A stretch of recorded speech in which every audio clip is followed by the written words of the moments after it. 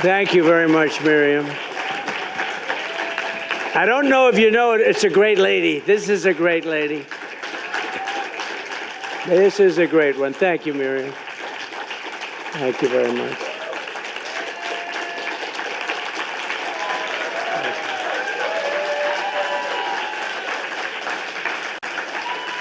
Thank you very much, everybody.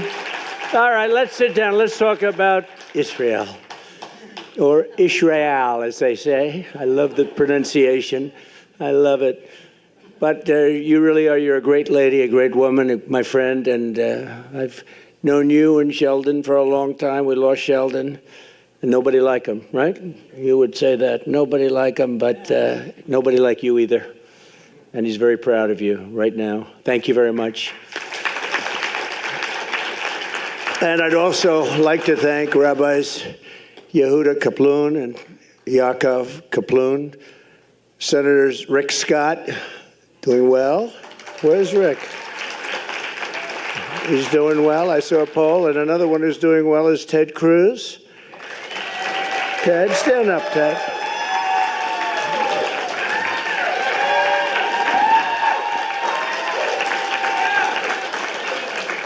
Thank you, Ted.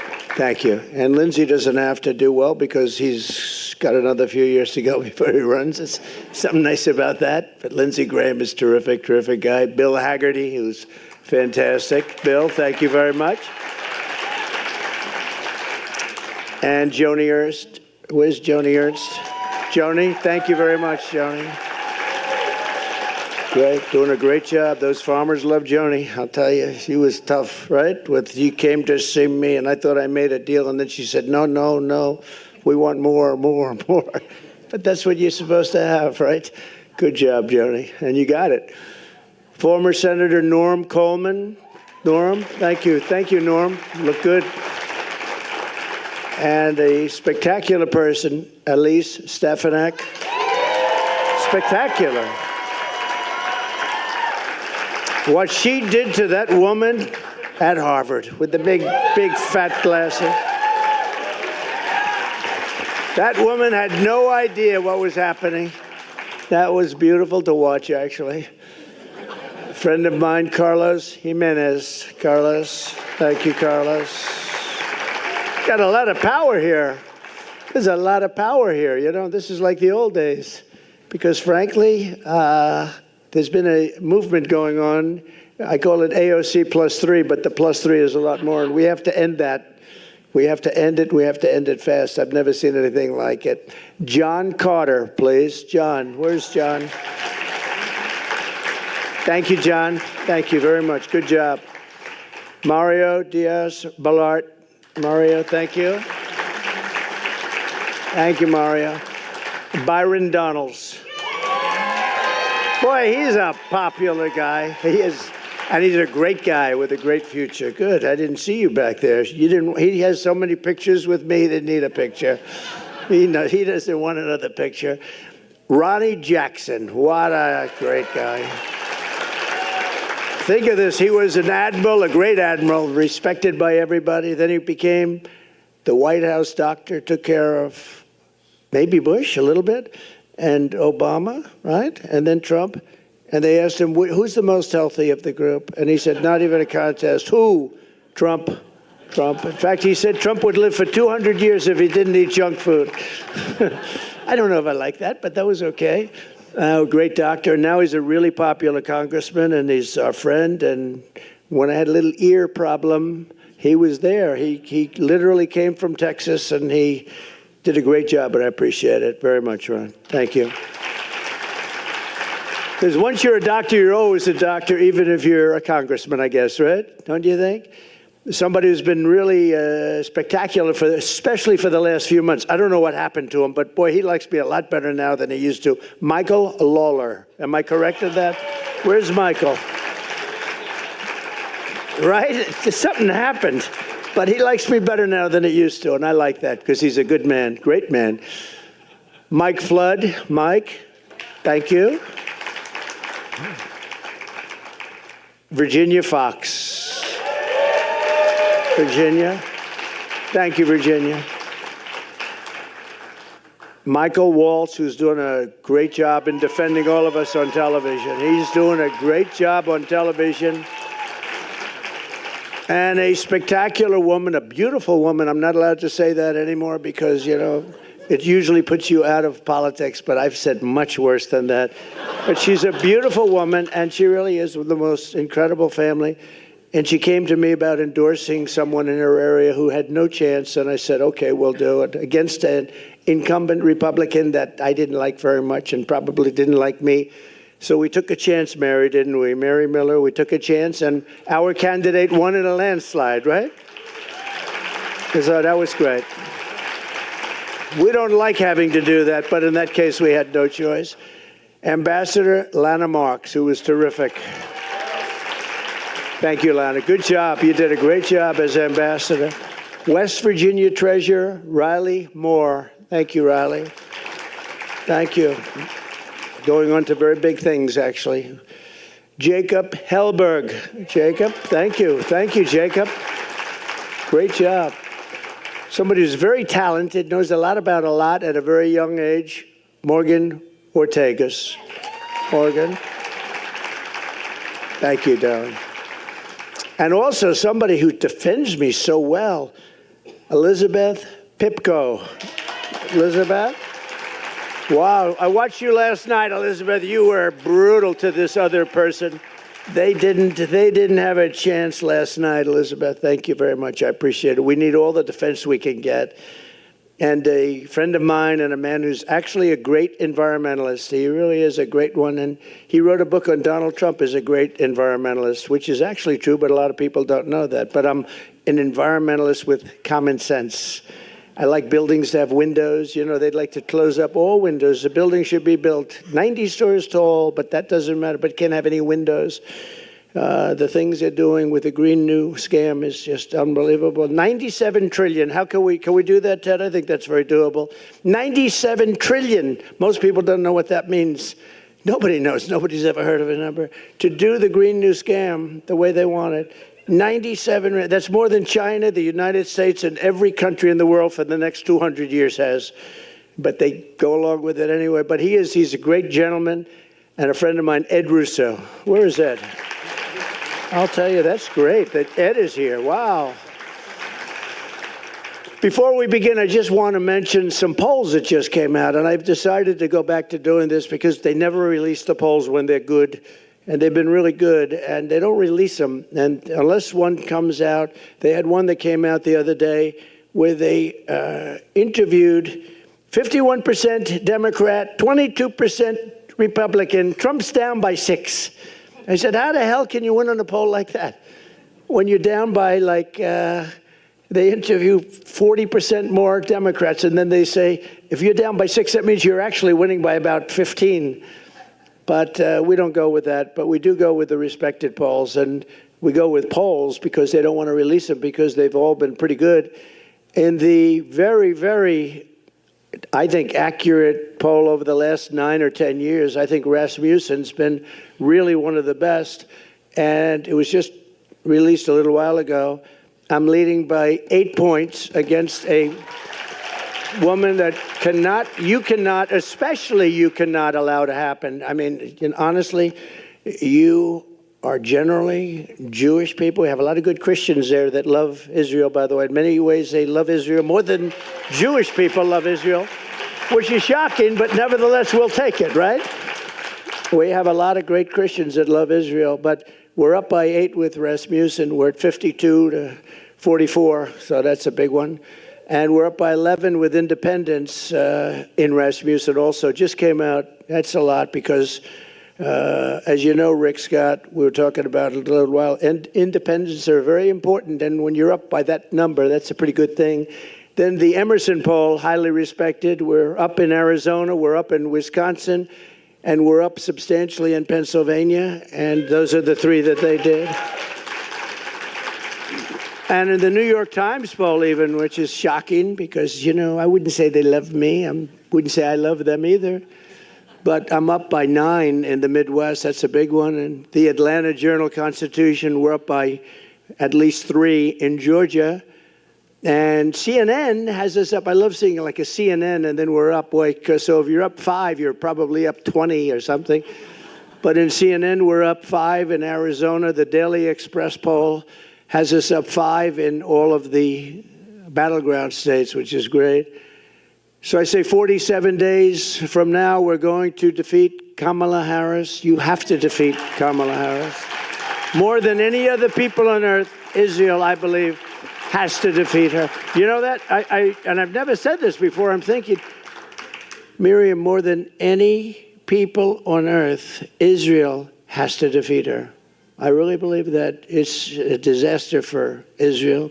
And you know why, and you've heard her statements. We're going to take back our country, and we're going to make Israel great again, and we're going to make America great again. We're going to make them both great again, greater than ever before. We've gathered today to talk about the scourge of anti-Semitism. Tonight, we're 2 weeks away from the 1-year anniversary of the worst attack on the Jewish people since the Holocaust, without question. On October 7th, which would have never happened if I was president, by the way, I have to always preface it by saying it would have never, ever happened. Innocent men, women, children, and babies were tortured, maimed, kidnapped, and killed. It was an amazing sight, especially if you were able to see, and you don't want to necessarily see it, some of the tapes and film that was made of the atrocity. It was a wake-up call for the entire world, and you have to take it that it is a wake-up call. Get smart. Instead, even here in America, Jewish citizens have been forced to endure the worst outbreak of anti-Semitism in many generations. And so many people shockingly even deny the attack took place. This is a new thing. I saw it recently where they're interviewing people. They said, well, we don't know if there was an attack. I don't know. It's just so terrible. And, you know, there were people I read many times during the Holocaust. We had people denying it. They were deniers. They said, we don't believe it ever took place. And it's a terrible thing when they say that. I never thought I would see anything like what is happening right now. I never thought you'd ever see a thing like this ever happen. It's beyond belief. You know, 15 years ago, Israel was the strongest lobby, if you want to use the word lobby, had the strongest representation of people like this. These are great people, Miriam. But the strongest there was, if you said something about a Jewish person or something about Israel that was bad, you were out of politics. Unless your name was Ted Cruz, he could get through. I think Ted could get through, but maybe not. Maybe even Ted. But it's true. You said something about Israel that was bad. It was like, today, you have to fight. We all have to fight for Israel. I am so surprised to see it, but we're going to win the fight, so don't worry about it, okay? We'll win the fight. There are those that say it's very much like a long time ago when you could say anything, but all across our land, you've seen Jewish Americans harassed and attacked and terrorized by anti-Semites and Hamas sympathizers. I can't believe what we've been witnessing over the last year. Actually, I've watched it in great detail. I've watched it, and I've watched it take place. It's hard to believe. Yet, despite presiding over this explosion of anti-Semitism, Kamala Harris has done absolutely nothing. She has not lifted a single finger to protect you or to protect your children or to even protect you with words. I'm here today to tell the Jewish American community that this ugly tide of anti-Semitic, pro-Hamas bigotry and hate will be turned back and crushed starting at noon on January 20th, 2025. Thank you.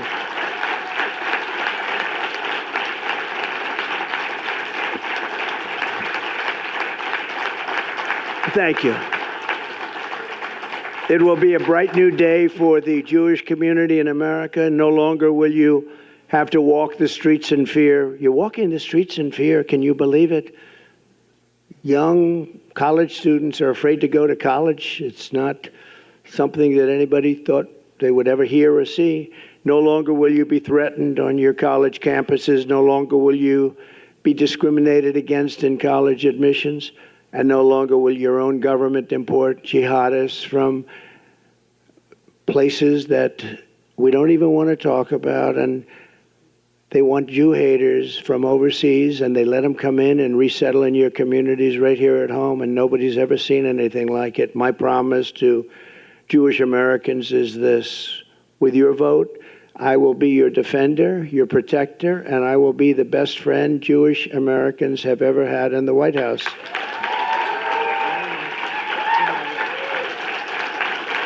You know that. Thank you.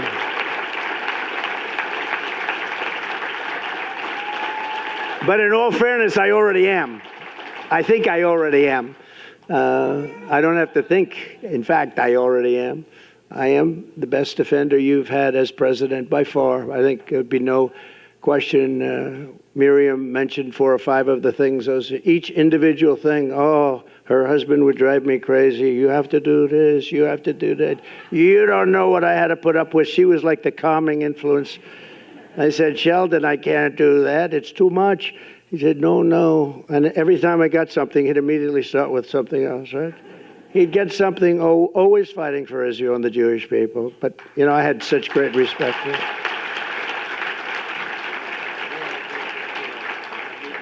It's true, though. She had to sometimes tell him, calm down. You just had a big victory. Let's celebrate. No, we have to immediately start. Let's see if we can do Golan Heights. How about Golan Heights?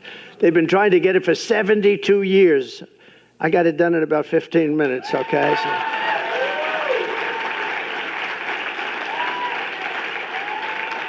Even Sheldon couldn't believe that one, I'll tell you. Even Sheldon couldn't believe that one. He said, we just got Golan Heights.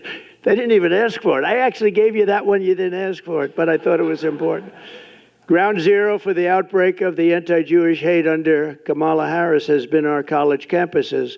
At UCLA a few months ago, Marxist thugs dressed up like terrorists and created, quote, Jew exclusion zones, blocking Jewish students from entering parts of the campus. Can you imagine that? A week after the October 7th attack on Israel, anti-Semites at Miami University in Ohio sent Jewish students and staff an email that said, quote, the best Jew is a dead Jew, end of quote. This is stuff that's not even thinkable. And the colleges do nothing about it, too. Most of them. At Baruch College, a mob of Hamas supporters targeted a group of innocent Jewish freshmen at a welcoming dinner, shouted slurs and mocked them for the death of Jewish hostages in Israel. At Princeton University, radical activists displayed the Hezbollah flag very proudly. At Columbia, you watched that along with everybody else. It was terrible. They took control of the school buildings, these magnificent buildings. They beat the hell out of them, by the way. And the campus became so dangerous for Jewish students that the university rabbi told them, please go home, go home. A Yale professor called October 7th an extraordinary day. It was a great day, he said. A Cornell professor said that these heinous attacks were, quote, exhilarating and energizing to everyone. Kamala Harris said that the radical demonstrators on college campuses were, quote, human emotion should be this way. This is her message. This is somebody that's among 2 people. So we started off with 350 million. Of course, we really don't know how many people we have in the country anymore. They're coming in so fast at the border. Many criminals, many from jails, prisons, many from mental institutions, from insane asylums, terrorists. They're pouring in at levels we've never seen before. And she was the border czar. She now says she wasn't, but she was still in charge of the border. She's the one that did it. And I will tell you, the message that she gave is wrong. It's dangerous, and it's unbefitting a candidate for the president of the United States. So think of it. Let's assume 350 million. We're down to 2. I told our great First Lady the other day, well, we're down to 2, and now we're leading in the polls by, I think, a lot. I'm calling on Kamala Harris to officially disavow the support of all Hamas sympathizers, anti-Semites, Israel haters. on college campuses and everywhere else.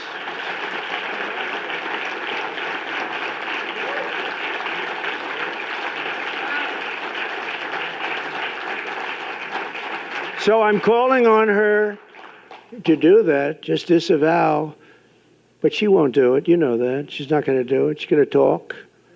She's going to talk about nothing, talk about the weather. And sadly, and I have to say this, and it hurts me to say it, you're going to still vote for Democrats, and it doesn't make sense.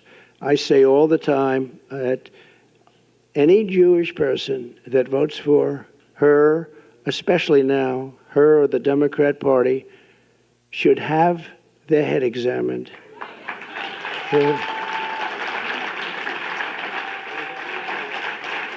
It's true. And, you know, I just find it so hard to believe, and part of it is habit, I guess. And respectfully, with all that I've done, I'll maybe go over it quickly, but Miriam did it better than I could, all the different things with Golan, with all of the things that we did. And really, the one thing we didn't mention is I terminated the Iran nuclear deal. And that is, I think, the biggest of them all. But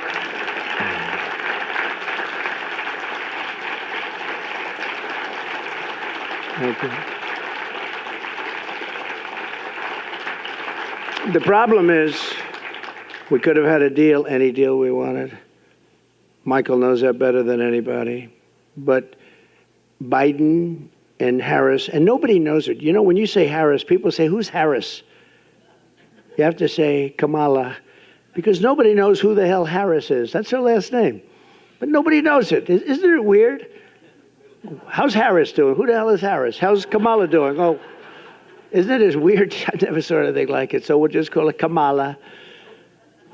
But you really, you know, when you think about it, it's amazing that you're such nice people, because a lot of people wouldn't allow that to happen.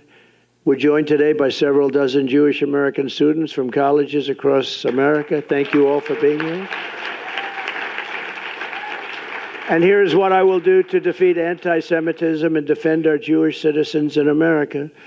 My first week back in the Oval Office, my administration will inform every college president that if you do not end anti-Semitic propaganda, they will lose their accreditation and federal taxpayer support.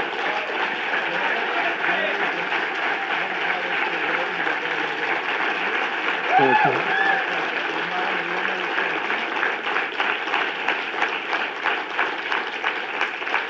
Truth is, you don't have to do much after that. When you do that, it's going to work miracles. Please sit down. We will not subsidize the creation of terrorist sympathizers, and we're not going to do it certainly on American soil. We're not going to do it anywhere. Next, I will inform every educational institution in our land that if they permit violence, harassment, or threats against Jewish students, the schools will be held accountable for violations of the civil rights law. It's very important. Jewish Americans must have equal protection under the law. They're going to get it. At the same time, my administration will move swiftly to restore safety for Jewish students and Jewish people on American streets. Jews have been beaten on their way to synagogue in Los Angeles just recently, beaten on their way. Jewish American businesses have been vandalized, yet once again, the Harris-Biden administration has done absolutely nothing about it, doesn't even comment. Here in Washington, radical Hamas supporters tore down the American flag in front of Union Station, set it on fire, and hoisted the Palestinian flag, while police officers and they were spray painting at police officers and at the beautiful monuments surrounding the area and the flag, lions, people, and it was being in the construction business, this is a stone, it's limestone, that when you spray paint limestone, you'll see it in 100 years. They can take it off, but they can't really take it off. You'll see everything that they said in 100 years. It's a very porous stone. And what they've done is unbelievable. But I don't see them getting long sentences in prison like happened to other people. I don't see them even being approached or attacked in any way. They allow them to do it. But watch those limestones. I looked at them the other day, and that stone just sucks up that paint. It goes deep. You're going to see it in 100 years from now. Kamala Harris, let them go. She said, let them go. I will end this political violence and harassment once and for all. You know, when I was president, we had a moment where Washington was, in a sense, being attacked. They were trying to pull down statues, and I pulled out about an 1897 statute, very important, and it said that anybody touching, ripping down, or even trying to rip down a monument or a statue in the Capitol or anywhere else in the land up to the president will get 10 years in jail, no probation, no nothing. It's 10 years. It's not 10 years, but you serve 3 days. It's 10 years and you serve all 10 years. You couldn't get a thing like that passed today, I don't think. What do you think, Ted? Not too easily. If you got 2 days, it would be a miracle. No, it's 10 years. It was so old. I lifted up this. It was old and dusty, but it read beautifully. And I invoked it, and I had a speech. I said, here's the story. Anybody touching a statue, and it ended when they had Abraham Lincoln ready to be pulled over. You remember that? I said, Abraham Lincoln, now we're hitting Lincoln. And I read it, and I told people that anybody from this moment on that pulls down anything or even tries to pull down a statue, you go into jail for 10 years. And it was an amazing sight, Miriam. Everybody just dropped the ropes. The ropes were left. They dropped the ropes and they started walking out of town. I was watching thousands of asses from the back. And it was a beautiful sight. It was a beautiful sight. It was a beautiful sight. They just started walking in a different direction. And that was the last of the problem we had. Remember the big problems we were having? They actually wanted to rip down Thomas Jefferson Memorial. They didn't like Jefferson. They didn't like Washington. They didn't like Lincoln. They didn't like anybody. I will oppose, and I will make sure that you're protected. I will oppose all of the horrible things that they're thinking of doing, and they are thinking of doing bad things. It's not believable. I will also secure our borders from dangerous anti-American and anti-Semitic hate. Not only has Kamala thrown open our southern border, and again, she was in charge of your border. Now she's trying to say, well, I wasn't really the border czar. I never heard her disavow border czar before. But open to terrorists and criminals, she's supported unlimited migration from terrorist hotbeds into the United States, especially some of the hotbeds that most hate Israel.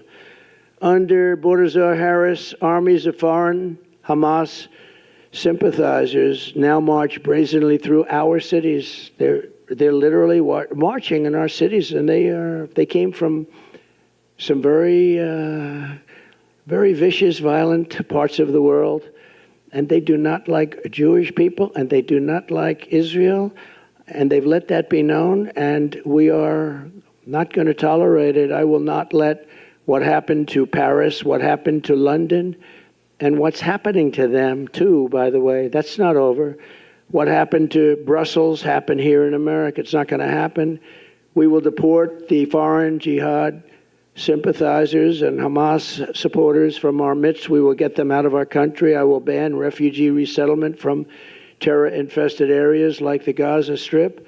And we will seal our border and bring back the travel ban. Remember the famous travel ban? We didn't take people from certain areas of the world because I didn't want to have people ripping down and burning our shopping centers and killing people. But we're not taking them from infested countries. We will quickly rebuild the greatest economy in the history of the world for Jewish Americans and for all Americans. It will happen very quickly. We will defeat inflation, cut energy costs in half, and we will have something that some people in this room would be interested in, and frankly, some won't. But I'll say it anyway because you got those television cameras blaring. No tax on tips, no tax on overtime, and no tax on Social Security benefits for our seniors. That's a good one for this room. This room likes that last one. And to help Americans who are buried in crushing credit card debt under the Kamala Harris economy, we will have a temporary 10% cap on credit card interest rates because they're paying 20 and 25% and they're getting decimated. So it'll be a temporary 10% cap. But look, this is the most important election in the history of the United States, and it's also the most important election in the history of Israel. The United States election is the most important election in the history of Israel, actually, if you think about it. How crazy does that sound? But it's true. With all I have done for Israel, I received only 24% of the Jewish vote. Now think of this. I really haven't been treated very well, but that's the story of my life. It's true. Think of it. But I understood that because I wasn't really tested. I wasn't a politician, and I won, but I understood that. And then I became president and was the best president ever for the people of Israel and for Jewish people, the best president ever. And I did more for them than any president has, and probably any president can do or will do, other than the current situation that's coming up, because I have a feeling that maybe that's going to be more than anything that was even done in the past, if you want to know the truth, because I think Israel's in big trouble. But I gave them, as Mir said, Golan Heights. I gave them the Abraham Accords, which is amazing. Nobody thought that was possible. 4 strong, powerful countries signed. Think of it. I would have had every country signed. I might have even had Iran signed, okay? As crazy as that sounds. You're kidding. You know that, Michael. I might have even had that. But we had peace in the Middle East. When I left, we had peace in the Middle East, but I had the Abraham Accords. And it was something that if Obama had done it, that would have been any prize, you named the prize, but they would have had every single prize ever devised by man. I did it, nobody said a thing, and that's okay. I do the right thing. And I was helped a lot by Jared and a lot of other people that really understood what was going on. But I recognized the capital of Israel and opened the embassy in Jerusalem and got it built. Not just had it there, you know, the generals came in, one of my days in office, they said, "Sir, could you sign this? What is it?" It said, "Order for $2 billion to be spent on an embassy that would have cost much more." I said, "Where's the land?" "We don't have it yet, sir, but we have a couple of terrible sites under negotiation." I'm good at real estate. These were bad locations in Jerusalem. I said, "Do we have anything? Let us look, sir." And they do. They had a site that was better than anything we had, a much better location, and we have it for nothing. So far I'm doing a good job. Then I said, "Is there a building on it?" "Yes, there is, but it's not in use." I said, "Is it structurally sound?" "Oh, yes, very strong, very structurally sound." "Is it setback?" Because you want setbacks for embassies for things called bombs. "Yes, it's setback, and it's on high. It's one of the best locations." I said, "So we have it." So I dealt with David Friedman. I said, "David, how much would it cost to renovate the building? Give me a good price." And he came back and said $400,000. I said, "David, that's too low." This is the only time I've ever said this. Usually I say, "It's too high, cut them in half." This time I said, "That's crazy. From $2 billion, think of it, to $400,000. And I said, "That's too low, we got to spend more." And we ended up spending a little bit more than that, very little. And a friend of mine has, a couple of you have heard this, Jerusalem stone in his office building. And every time I walk by the elevator bank, he says, "Look at this stone. It's Jerusalem stone, so expensive." And I said to him, a very successful guy, very rich guy, and he was complaining about the price. "It's Jerusalem." But every time, after 20 times, I said, "Don't tell me it's Jerusalem stone again." Right on the elevator bank, beautiful stone, Jerusalem stone. So I'm there and I say, "Listen, by any chance," talking to one of the contractors, I said, "Do you think you could use Jerusalem stone? Is it expensive?" "No, it's cheap as hell. We're in Jerusalem." And we built the whole building out of Jerusalem stone. And we did it very inexpensively, got it opened in about 4 or 5 months. You would still be talking about your $2 billion building, Ted. That building would be under talk for about 5 more years, and then they'd spend $5 billion and it would look like hell. This building is better. You'll never do better. Someday they'll rip it down and do some monster.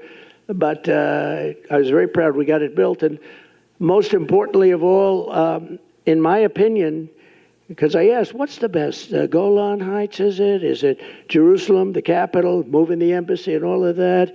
What is the best? What's the best? Is it the Abraham Accords? And some friends of mine that are very smart, no, not even close. The best thing you ever did for Israel is you terminated the Iran nuclear deal, which was the worst deal ever made for Israel or for any country. That was the best. That's true. That was more important.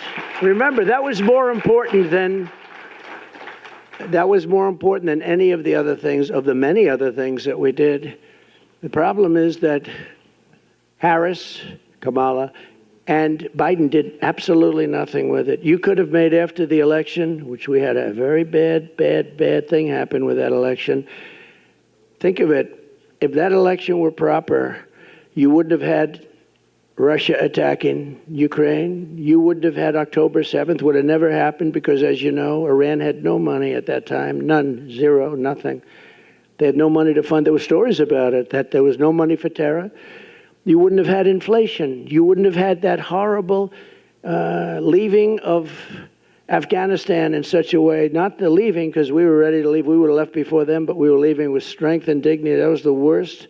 I think it was the lowest day, the most embarrassing day in the history of our country. Because of that, probably that's why Putin won it. He would have never gone in with me, though.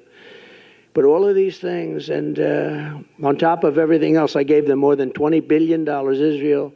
And I said, when I did it, I said, I'm the best friend they ever had. And still, in 2020, so remember, I got 25%. Now I did all of these things, and I got 29%. Think of it. So I wasn't treated right. But it's not me that's been treating badly. It's Israel, because you can make a big difference in the vote. You're going to be a big factor in the vote. I will say places like Miami and different places were great.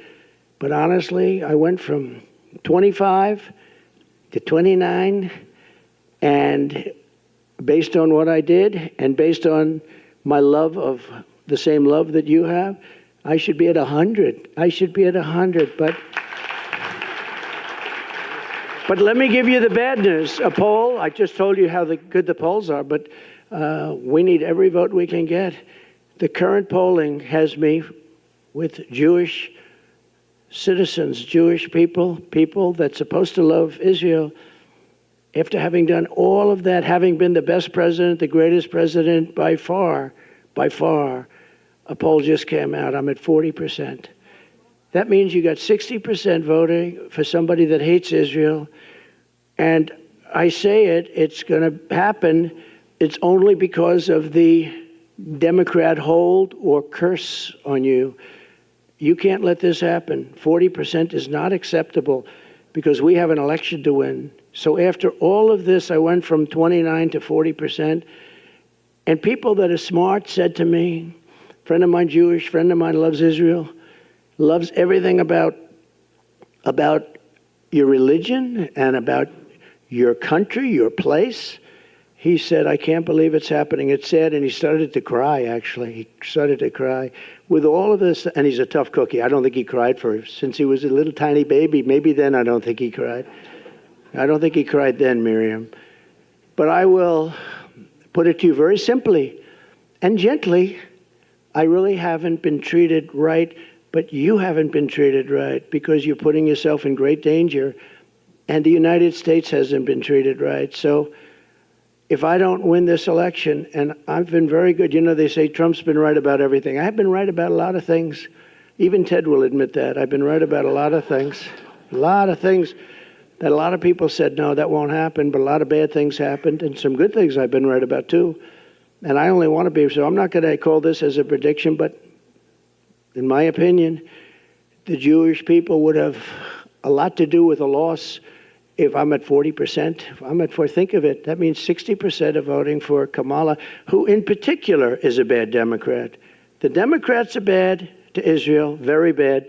They'll never change because they have a section of their party now which has become amazingly and quickly very powerful vote-wise. I mean, Chuck Schumer is a Palestinian. Who would have thought that was going to happen? What the hell happened to him? I saw him the other day. He was dressed in one of their robes. That'll be next. No, Chuck Schumer is Hamas all the way. I don't know what the hell happened to him. If you support him, you're crazy. I have never seen his change may be bigger than Kamala on fracking in Pennsylvania, okay? But if we don't win this election, Israel, in my opinion, within a period of 2 to 3 years, will cease to exist. It's going to be wiped out. That's what's going to happen. It's a tough thing to say, but what difference does it make from my standpoint? I have to tell you the truth, and maybe you'll be energized, because there's no way that I should be getting 40% of the vote. I'm the one that's protecting you. These are the people that are going to destroy you, and you have 60% of the Jewish people essentially voting for them. If I do win, Israel will be safe and secure, and we will stop the toxic poison of anti-Semitism from spreading all over America and all over the world. We'll get it stopped.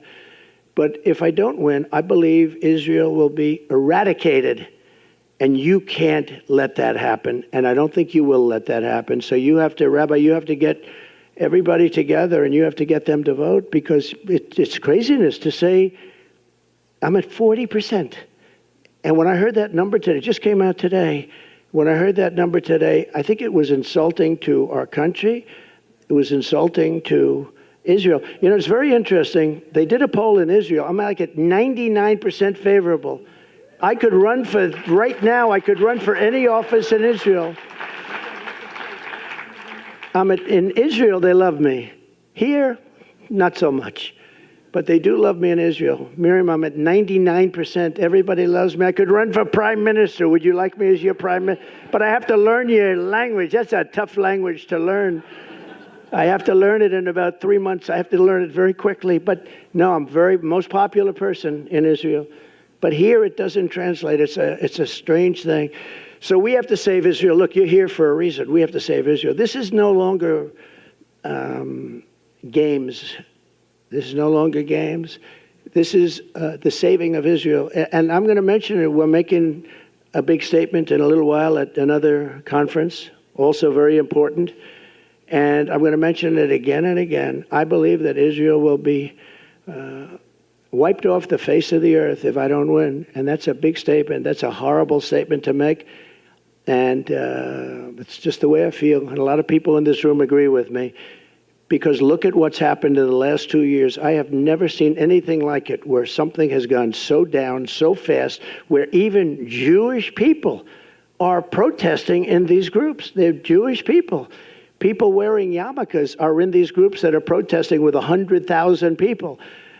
So they have to change their way, because with your vote, you can reject anti-Semitism in our schools, in our communities, in our foreign policy, and in our immigration system. But all of that starts by rejecting Kamala Harris at the ballot box. She is anti-Israel, and she is anti-Jewish, and you got to get smart to it. And with that, I have great love and great respect for so many of the people in the room. I have so many friends in this room. I fought so hard for you. But it's time that you fight the real fight. And the real fight is to save Israel. Thank you very much. Thank you very much.